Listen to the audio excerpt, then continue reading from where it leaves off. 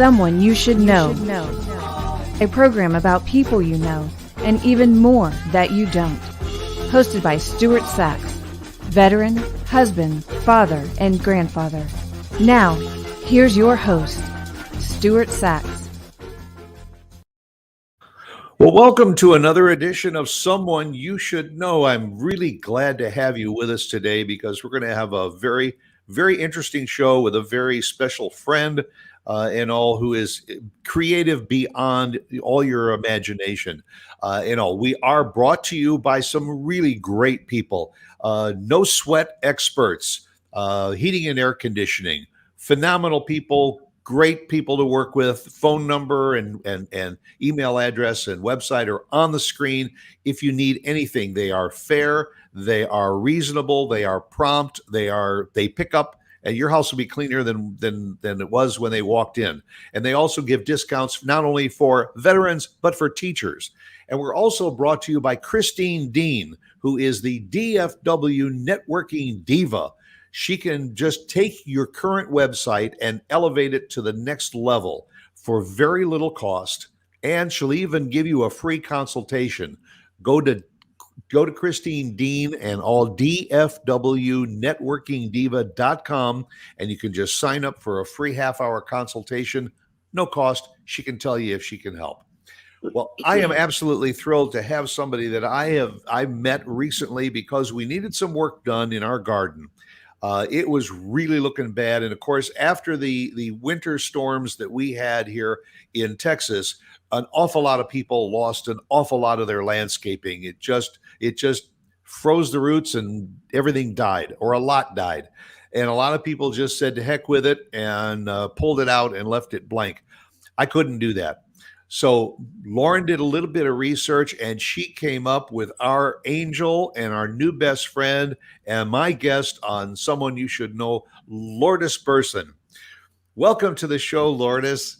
Hi, Stuart. Good morning. You look so different on the screen because you are all cleaned up and you just really clean up very pretty. That's good. Thank you. Because when I see you, you're in rubber. You're in rubber boots and you're in pants and you got gloves on and your hair is pulled back. You've got this great big wide brimmed hat because you're out there in the garden getting down and dirty and digging in the mud, in the dirt and mud. That's right. We're playing in the dirt. And what is so fascinating is we not only sat down and met you originally. But the one thing that I was very impressed, and I think it is your calling card, and that is you don't say, okay, I'm going to do this, I'm going to do that, I'm going to do this. What you do is you sit down and you talk to your clients and you say, what would you like to see? What colors do you like? Is there any particular plants that you're interested in? You interact and then you say, okay, that's it, nothing else. And you kind of say, what? No, I'm going to go back and I'm going to work on some designs. I'm going to send it to you. I'm going to say this section over here. I'm going to give you 3 choices of plants or flowers. You made the process so enjoyable. And I think that's probably the key to your success and the key to what you can do for your clients is because you take their yard, their garden, their landscaped area, and you make it your own. You say, this is what I can do, but this is how I'm going to fine tune it for my customer. Is that a fair statement? Yeah, I think you summed that up really well. And what's real interesting about that is that turning the clock back a bit, this was not your calling. You didn't want, well, did you always want to be a landscape designer? No, that wasn't what was in my original plan. I mean, design in various forms has always been threaded throughout my entire life and career. But how I arrived here is I was bridging my business acumen with a personal passion. And that's really how I arrived to what I've been doing lately. And you studied design in school, correct? Actually, no. I graduated from university as a pre-med student. having graduated with a Bachelor of Science in biology. So very, Pre-med? very different. Yes. Oh boy, that's about as far from your current career as you can get. Yes. But, So, life takes you on a journey and you figure things out along the way. And sometimes you get off the main path and you find a new direction. what they say, sometimes you hit that fork in the road and you got to decide which way you're going to go. That's right. That's right. And unexpected things happen, but they're beautiful, unexpected things. But so you went you studied science and pre-med. That's interesting. But in our little discussions and everything, because I don't know how the conversation got into the fact that Lauren and I had been in the women's retail business Mhm. for most of our career, for 40 years actually. And all you said, "Oh, yeah, I did that." So you said you spent some time in the fashion industry too, didn't you? Yes, and that was the first detour along the way. After college, I took a break year to prepare myself for the MCAT, test. That's a very difficult test. You only want to take it once. And then, but I started working in the process, and that's when I got into women's fashion. And it was just a retail store in the mall. It wasn't anything spectacular, but it was a fun place to work. And you got a discount on the clothes and you got to, have fun with all of that. And I found a passion in the sales and marketing aspect of that and moved up very quickly. And then when the time came to go to orientation, it was ophthalmology school that I wanted to go to. I started rethinking things because my heart was starting to pull me in a different direction. Yeah. So when you went into the women's retail, were you just in sales, or you mentioned a little marketing? Did you also get involved a little bit with interior store design and merchandising? Yes, absolutely. I think initially it was just sales, but as I started to grow with the organization, it gave me the opportunity to get involved with the merchandising in the stores, overseeing how the stores would look, and definitely what the store design would ultimately look like. In fact, one of the retailers that I worked for at that time, when they were reinventing their retail format, I helped them with their logo. And still today, they use a portion of the logo that I helped design for them, which is really exciting. God knows how many years later. And then from women's retail, jumped into other retail and retail store design. And it's just been a phenomenal journey. So you said you went from women's fashion retail and all. What was the next jump? Where'd you go from there? Um, well, after doing women's retail, I was very involved in the marketing aspect. And the company that I worked for, Prom, high school prom was a big sales season. And I did a tremendous campaign for them, marketing, how we could drive the business. And after doing that, I felt that I kind of topped out where I could go with this organization. And I had started my own endeavor doing floral design and some clothing design. And I just felt it was time for me to embark in my own journey and try my own business. So I had my own business. It was called Designs by Lourdes. And I did some fashion clothing design, and those times jewelry design. I sold things in consignment stores, sold to friends and family, referrals, and just did that for about 8 years, doing my own thing. And I decided to join a girlfriend to a job fair back when job fairs were a way you found a job. That's so Right, right. different these days, right?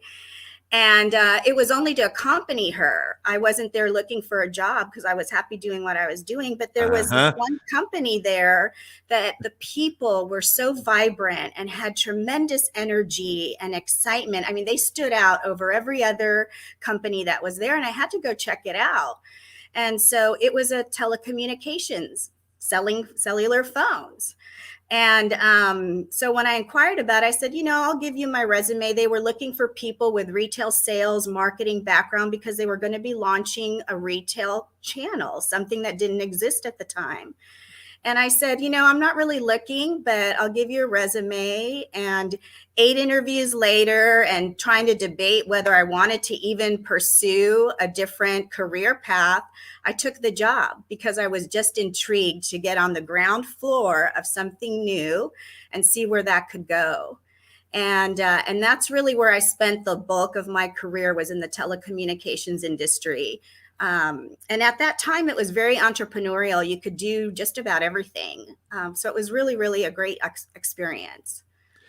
All right, so and we're talking several years ago and all, when telephones, that was what we called the wireless area. Now it's called mobility, whatever. Mm-hmm. But it was really the start of the wireless phones and that kind of connection. You worked in sales there, but you worked in marketing, and then again, when you started out, you said you started doing some designing of clothing. You did some designing of floral arrangements and everything. It seems to me that way back then you had that bug for looking at something and saying, I could do so much more with that.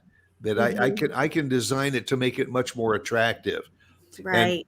and that was a passion for you, wasn't it?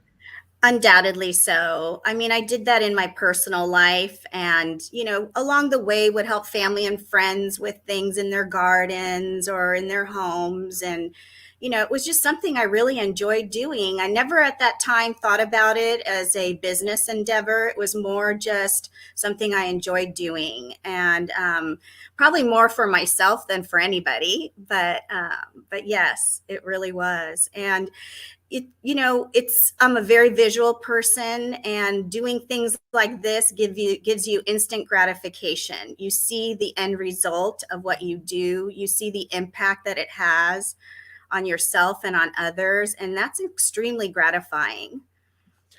And so you started fixing up the interiors of some of the stores where you were working, but then again you took another kind of a detour within the wireless industry. Mhm. You moved up the ladder pretty quickly, didn't you? I think I would say yes to that. It's was it that the industry, excuse me, is very fast paced and dynamic. And if you couldn't keep up, you were out. And you had to be able to continuously reinvent yourself. You had to continuously be able to flex with where the business was going. I think we went through, gosh, probably 5 or 6 mergers and acquisitions and changes in the company and direction and brand and all of those things. And it was very exciting all along. It wasn't always easy. And certainly with any kind of a corporate job, you have your ups and downs and points of frustration. But at the end of the day, you made some tremendous partnerships, lifelong friends, and you love what you did. And at the end of that telecommunications journey, I had the privilege for 13 years to design the retail store portfolio for AT&T, one of the largest companies in the world. And that's a pretty significant role in hindsight when you think about it. Not bad for a pre-med student. I know, right? Oh my goodness. It's so crazy when I But tell that journey. the, that's one of the qualities that Lauren and I saw in you, is that you're, the mind is always clicking. Mhm. You're always in go mode, and I can see where someone, thankfully, within AT&T said, this girl has got some great potential in designing, not only on a local level, but to help with store design. And I Mhm. know it's no easy task, Yeah. because I've known several people that have worked at the corporate end. My daughter, I think I may have mentioned to you, works with United Airlines, and she was working with a team over the last few years that was redesigning the airport gate experience, Oh, to wow. increase that experience for people that were sitting there waiting to board their flights. And it was just amazing the things that she and her team came up with, for not for everywhere from toddlers to seniors to enjoy that experience before they got on their flight. Uh, Yeah. and I think that that's what I sensed that you were doing. And we're not talking on a small scale either, because you did it what, for the flagship store Mhm. of AT&T Mobility in Chicago. That's right. I think that's my most proudest project. The one that, every person who's in design has a signature moment, and that definitely was mine. It was a tremendous project, a highly collaborative endeavor. I don't think we ever had such a broad team working on a project, and just so many aspects of what we did there were brand new, things we'd never done before, had to really rethink the entire experience. But I still, to this day, remember the moment that we stood at the entrance of that store on the interior. We hadn't unveiled the windows yet. We were kind of taking it in ourselves and just sitting there going, wow, look what we did. And look how amazing this is. And as we started to rip the paper, because, when you're building a new store, sometimes you put paper on the windows because you don't want to give over what you're doing inside, create interest, right? Yeah, Get sometimes you put a little hole in the paper so people walking by can kind of peek in to see what's going on. Exactly. And I remember we stepped outside and started unveiling the windows, and people passing by on Michigan Avenue going, what is this? And the one thing you always heard was, is this a new Apple store? And, Apple is an incredible marketing machine, and their stores are immaculate, incredible properties. And to have heard that was a compliment on its own, but we also wanted to stand out on our own and show that we were something different. And so that was an amazing moment in my career, a definite highlight to have. Most people don't get opportunities like that to do a project of that scale on such a prestigious piece of real estate. Absolutely. It's incredible. Yeah. Now, then, was that idea and concept that you brought to reality on Michigan Avenue in Chicago, was that then recreated in other cities? No, this is a one and only store. However, we did take elements out of that store and scale them so that they could, one, be affordable, because retail, every penny you spend, you want an ROI on. Your capital budgets are tight. And what we could do that would be scalable, would have value, without necessarily encompassing everything that we did in that store. And even to this day, that store does things that no other store does, because that's what it was intended to do. It was to be a flagship, one of a kind location. And the business made the decision that it would be the only one of its kind to do that. We did other flagship stores on a smaller scale in Times Square, Union Square, San Francisco. Those are prime real estate areas as well. And so, to get the opportunity to work on all those projects and travel the United States is a tremendous opportunity. Now, when you were working on the project in Chicago, you were living in Chicago, and then when you had the next project, you'd have to go live there, or were you commuting?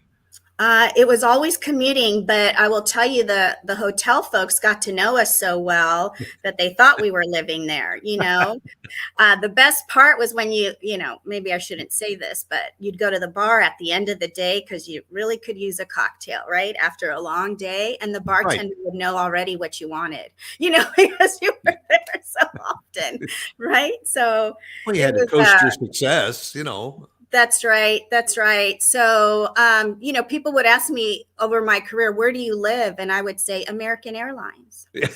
Right. Because there was a tremendous amount of travel for this project, whether you were traveling to the site of the project or you were traveling to a business partner because you were mocking things up or building whatever fixtures, or you needed to test out merchandising strategies, or what was the furniture going to look like. And we have, 200 fabric samples we got to sort through. I mean, it was It was a tremendous opportunity, just a lot of fun, a lot of long, hard days, but at the end, it was always great.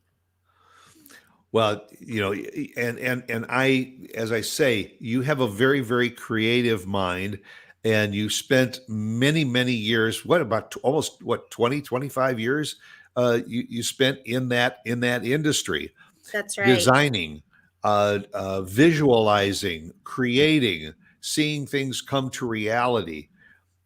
So where along this journey did this pop into your head that, hey, you know, landscaping? Where was this transition? Oh, that's an interesting transition. So, my journey at AT&T ended, and I took a break to kind of rethink what's my next step, what do I want to do now? And on the heels of COVID, I found myself sitting in my home office one day. It was in the springtime. And folks who know me know I plant sometimes over 2,000 tulip bulbs in my own garden because it's probably my signature flower. And I'm sitting in my front yard. Everybody's home because COVID quarantined all of us, but everybody's out and walking, and everyone's passing my garden at the time, and it looked phenomenal. It was beautiful. It was at its peak, and they're stopping and taking pictures and, admiring it, which obviously gives me tremendous joy. And it just clicked at that moment. I said, you know what? This is what I love to do. If I could be surrounded by flowers every day, I'd be in my ultimate setting. And I created a sign, stuck it in my yard, and I said, do you like what you see? If you do, let me help you with your garden. And that was the beginning of Burson's Blossoms. It was very guerrilla marketing tactic, nothing fancy, not a lot of money spent, but it was effective because people could see. And what was funny is when I started to get phone calls and emails from folks that said, I saw this sign in this house. We always pass by. It always looks so beautiful. Can you help us? And for a while, I didn't let clients know that that was my own home, but it eventually came out. And now there's the pressure, Stuart, of my house always has to look great because everybody's looking at what the landscaper's house looks like. You have to find the time to do for yourself what you've been doing for others. That's right. Mm-hmm. Well, I guess it's fair to say that you had this passion and you always wanted everything to look just so. Mm-hmm. Obviously drawing on that marketing and planning background that you had. And now all of a sudden you were in a position of creating this for your clients. So I think it's fair to say you were several steps ahead of the game. It wasn't a matter of saying, well, I'd just like to go into landscape design, but I don't know that much about it. I'll just have to Google it. You already had that embedded in you. Yeah, I think, through my own personal experience and through most of my career, I've been self-taught in a lot of ways. As you've already learned, I'm not a designer that was educated through schooling and technical training. It was a lot of self-discovery, self-teaching, trial and error. And that was the same thing here. I mean, I've been a gardener for my entire life. It started when I was a little kid with my mom in the vegetable garden. And when I was 14 years old and I couldn't get a job, I and a couple of neighbor kids started a landscaping business, mowing lawns, trimming bushes,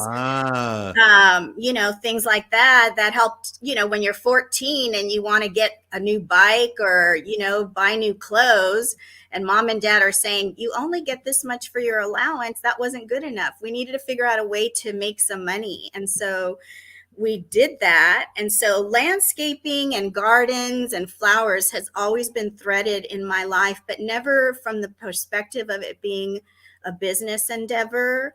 But, sometimes you have a light bulb go on and all of a sudden you're like, gosh, I had a moment of enlightenment, and here's where it happened. And to your points earlier, I think the experience that I had in corporate life, it was a lot of presenting. You had to create things, you had to come up with ideas. Those are all aspects that are very important in this current role, because you have to be able to tell a story to a client, help them envision what it could be, make it visual for them to understand it. And I do think that's part of my signature approach that helps my clients enjoy the experience and ultimately see a successful outcome.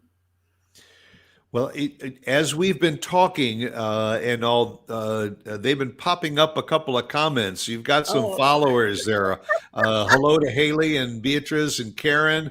Thank you for oh. joining us. And they know your work. Mhm. Haley just pointed out that you win neighborhood garden contests all the time. I do. And I And get very upset when I don't. well, but that's your signature. Everybody expects it of you, and then when you do, other people say, "Hey, listen, if she can do it for herself, then I want her to do it for me." Right.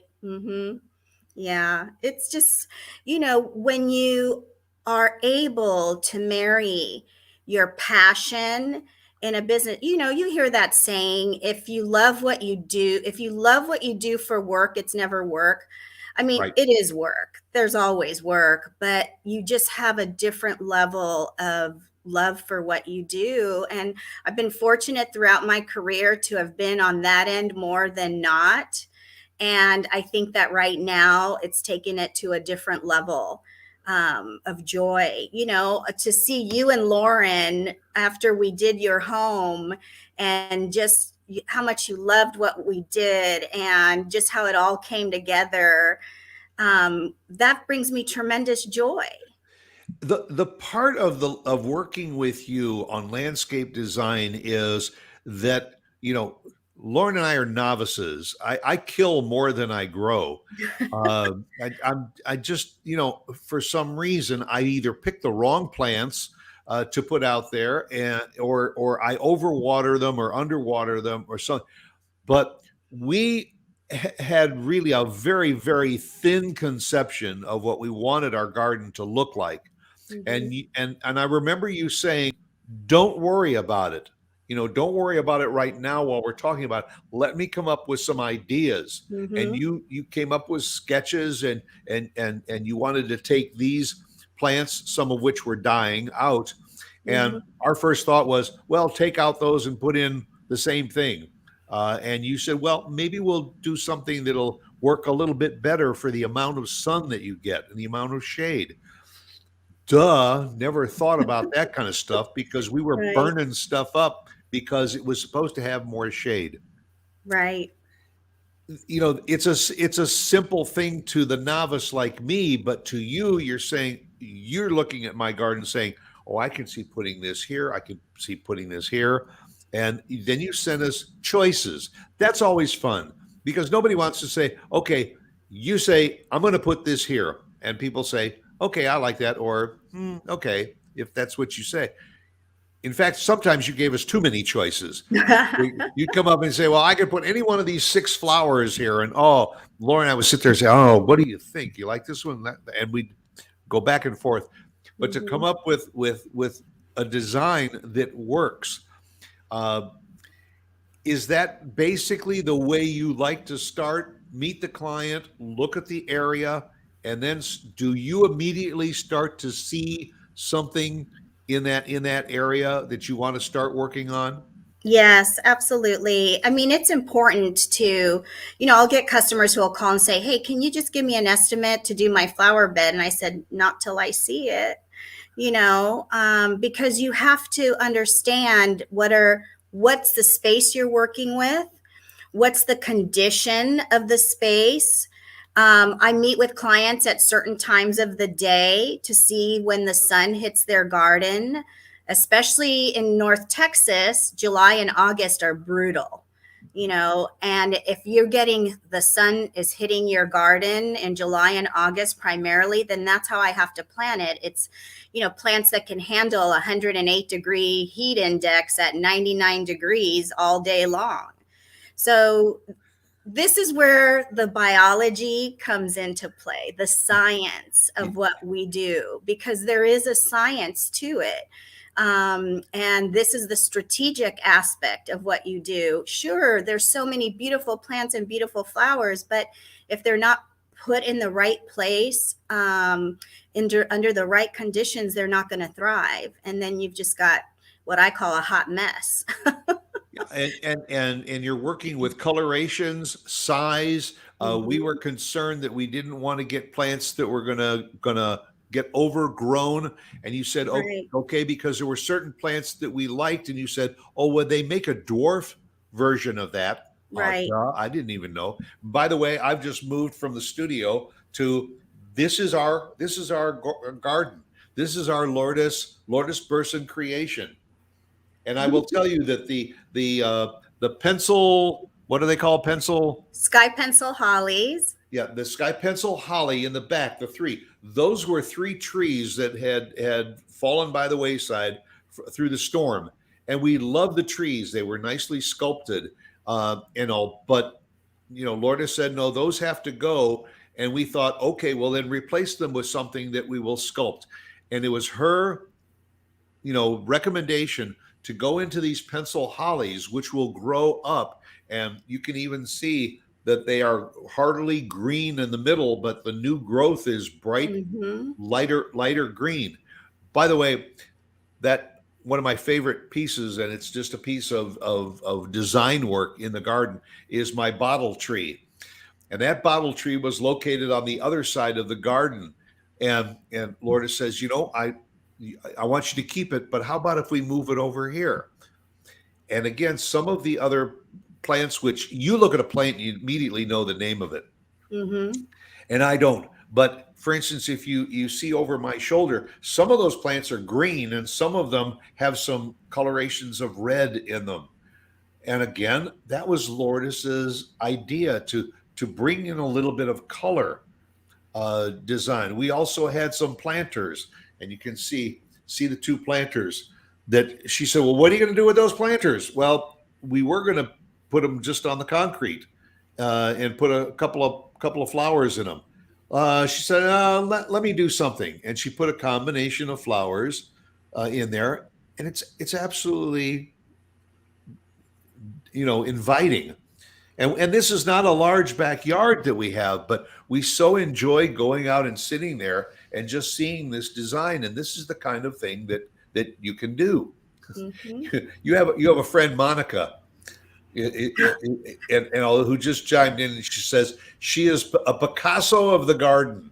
and you know what? I can relate to that because and I'm glad she used the word Picasso, because you are an artist and you are taking a blank canvas and you are painting that canvas. And the interesting thing is that just like the people that walk past your house and see you putting in all those tulips, you're creating artwork that other people are going to see. And so you want to make sure that you are creating something that is really going to wow people. Right. And I think that that's what all of us want when we want to recreate the garden. If you've got a green thumb and you can do it yourself, fine. But I contend that most of us have a very rough idea of maybe what we'd like, but it may not always be the best thing. Because I learned, we learned so much from you about watering, about fertilizing, about caring for these plants, about making sure that you add a little extra water over here, or you even helped us setting our sprinkler system. Well, yeah, let's do 5 minutes a day, 3 days a week, and all. But in the beginning, add a little bit of. You don't think of that stuff. You just go out and say, "Oh, go over to the grocery store and pick up some flowers and just pop them in the ground." Right. It doesn't work that way. And I got to tell you, and I'm gonna say it right to her face because she's on the screen. I think you are extremely fairly priced. Uh, but probably the number one aspect of working with Lourdes is she's on site. She is not the kind of person that just takes the orders, fills out a sketch and says, here's what I'm going to do, and sends a crew out to do it. You are there digging in the dirt. You're working with your crew, and you're saying, no, move that over about 6 inches and all. And you know, and you're not afraid to do that, and I love that. Mm-hmm. Because Yeah. again, you're the artist, you're the creator, and Yeah. I'm the recipient of that artwork.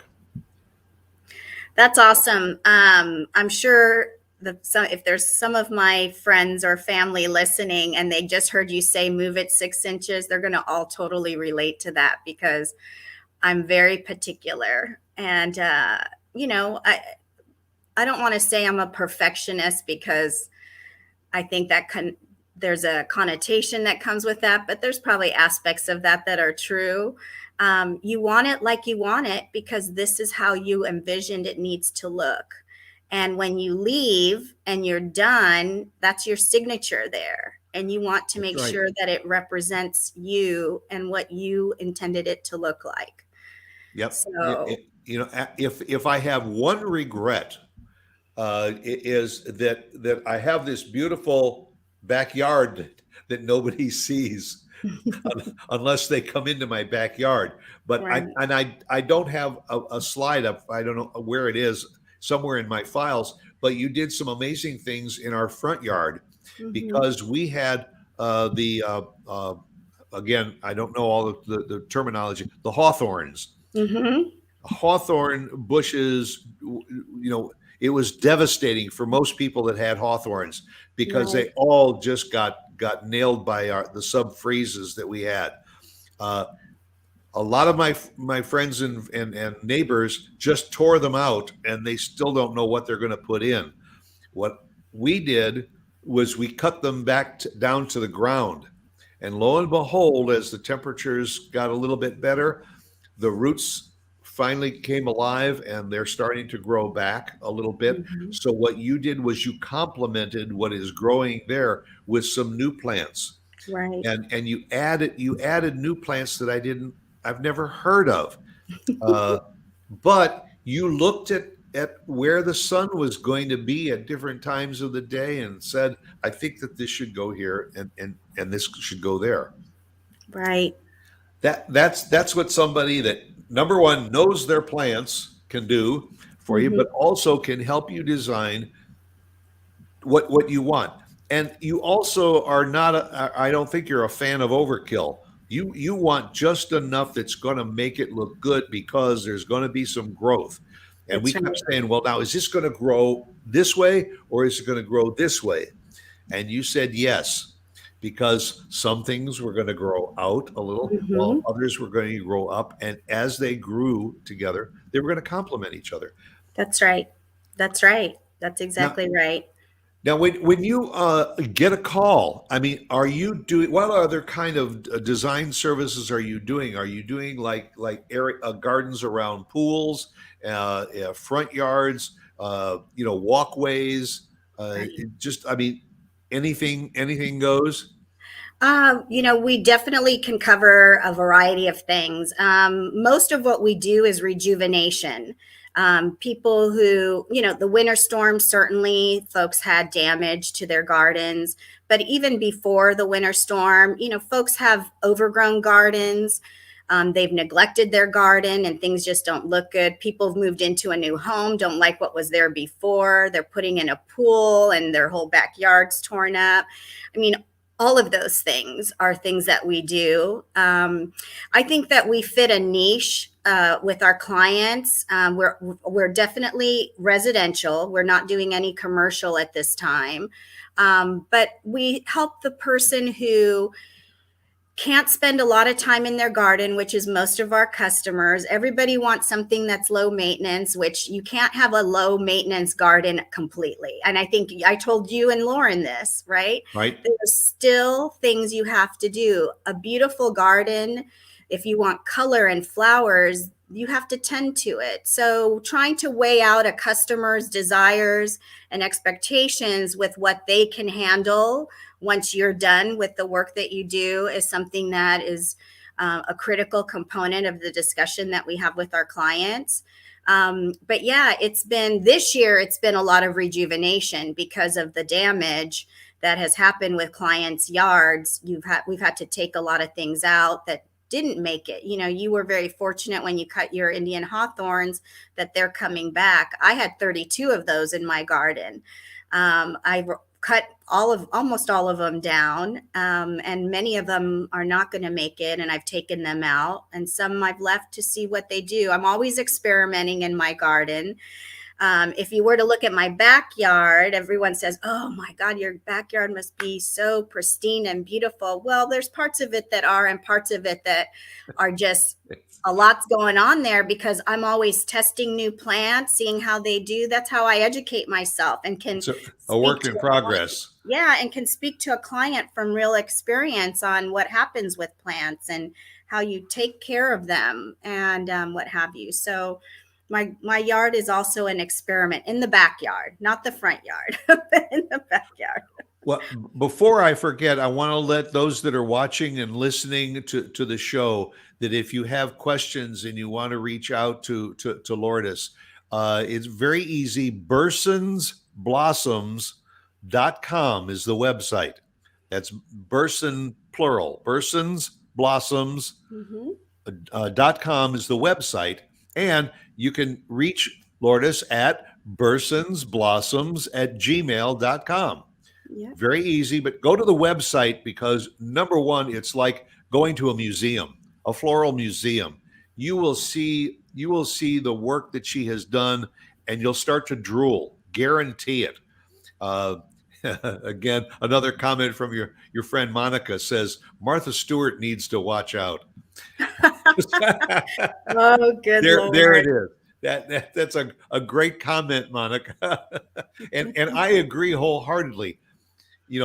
Lourdes does what she does because she's passionate about it and she enjoys doing it. And again, as I say, she is there from design to completion.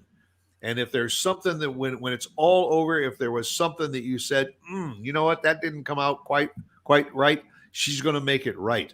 And that's something that I think many landscape companies won't do. This is what you're going to get. This is what you contracted for. When the job's over, pay me and I'm out of here. But you have a passion because, again, when people see your work, that's your calling card. That's right. That's your advertising. That's your billboard. Somebody goes by and says, "Oh my gosh, your garden looks great." Oh, okay. I know. Here's who you should call. Right. Yeah. It's every client's garden is really an extension of mine. I want it to look like I would expect it in my own garden.